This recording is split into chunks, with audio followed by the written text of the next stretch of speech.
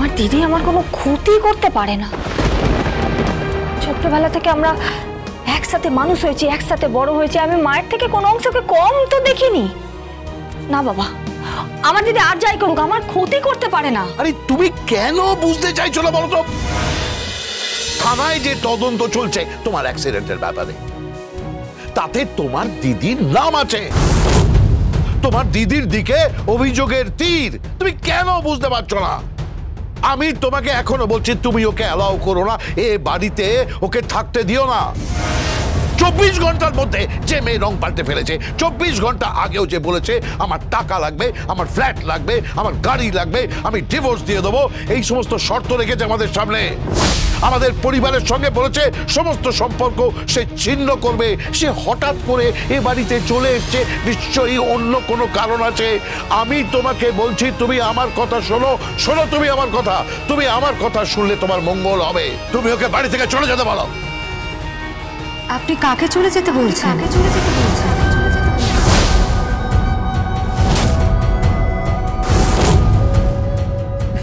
এরে বোন, খেয়ে নে। দেখ এখানে চিকেন স্টু আছে, ফ্রুটস আছে, জুস আছে, একটা এগ পোচ আছে। না না না না না না না না, একটা এক পোচ হবে না, আরেকটা এক পোচ লাগবে, আরেকটা এক পোচ দাও। আরে ও তো এখন একা নেই, দুজন আছে সাথে। আর আমি মাছ এনেছি, আমি ভেটকি মাছ করতে বলেছি। আমি বানিয়ে ফেলেছি ভেটকি মাছ, গ্রিল ফিশ। আমি একটু পরেই ওকে দিয়ে যাচ্ছি, ও খাক। তুই খা, তোর যা খেতে ইচ্ছে হয় তুই খা। দিদি এই এক মিনিট, আর আমি বয়াম বয়াম আচার নিয়ে এসেছি, আচার খাবে। বাবা বাবা, সবার আচার খেতে ইচ্ছে করে না, আপনি বুঝতে পারছেন না, ডিপেন্ড করে। কি ডিপেন্ড করে? তুমি আমাকে শেখাচ্ছ? আর তোমার শাশুড়ি মা বয়াম বয়াম আচার খেতো, আমি দেখেছি, বুঝতে পেরেছো? হ্যাঁ, সে তো বুঝতেই পেরেছি। তবেই না এরকম সন্তানের জন্ম দিয়েছেন। মানে? না না, কিছু না। এই হোয়াট ডু ইউ মিন? কি তুমি হাসছো কেন? এই শোনো গিনি, আমি তোমাকে পরিষ্কার বলে দিচ্ছি, তুমি কিন্তু কোন রকম চালাকি করবে না, একদম চালাকি করবে না ওর সাথে, বলে রাখলাম। ওই খাবার দাবার খাইয়ে ওকে বশ করার চেষ্টা করবে না, এই আমি বলে দিচ্ছি। আর তুমি এই বাড়িতে থাকবে না, এও তোমাকে আমি জানিয়ে রাখলাম। আপনি চাইলে আমি এক্ষুনি বেরিয়ে যেতে পারি, তবে আমি বেরিয়ে গেলে আমি আমার বোনকেও নিয়ে যাব।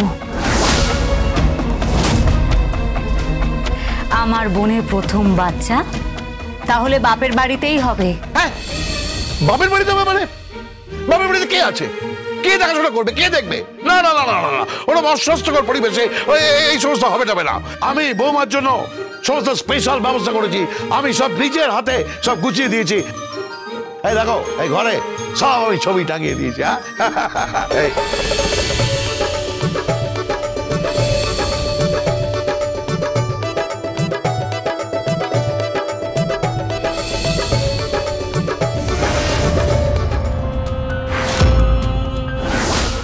গীতা LLB সোম থেকে রবি প্রতিদিন সন্ধ্যে 6:30টায় স্টার জলসায় ও জিও হটস্টারে।